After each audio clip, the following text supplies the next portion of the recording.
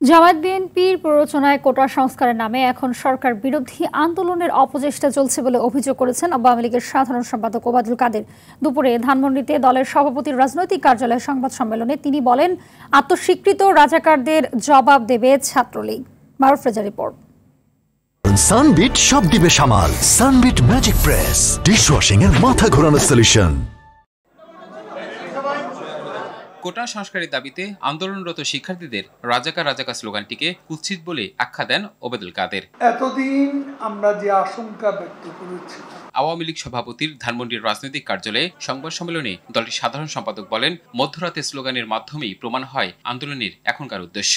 সরকার বিরোধী বিভিন্ন দলের অংশগ্রহণ আছে, সমর্থন তারা প্রকাশ্যেই করেছে। কাজে আমাদের যে আশঙ্কা সেটা গতকাল রাতে আরো স্পষ্ট।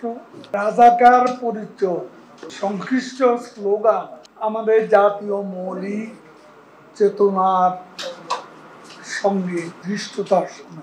প্রধানমন্ত্রীর কোটা বিষয়ক বক্তব্যকে বিকৃত করা হয়েছে বলে অভিযোগ করেন তিনি। বলেন, বীর মুক্তিযোদ্ধাদের নিয়ে অপমান সহ্য করা হবে না। দৃঢ়তার সাথে বলতে চাই, মহান মুক্তিযুদ্ধ, বীর মুক্তিযোদ্ধাদের কোনো অপমান বাঙালি জাতি সহ্য করবে। জাতি বাংলাদেশের স্বাধীনতা পরাজিত অপশক্তির কোন প্রকার আস্পাল আমরা মেনে নেব। নিজ মন্ত্রণালয়ে সাংবাদিকদের সঙ্গে আলাপকালে পররাষ্ট্রমন্ত্রী বলেন, শিক্ষার্থীদের আন্দোলনে রাজনীতি ঢুকেছে। রাজাকারের পক্ষে স্লোগান দেওয়া এটি রাষ্ট্রবিরোধী স্লোগান।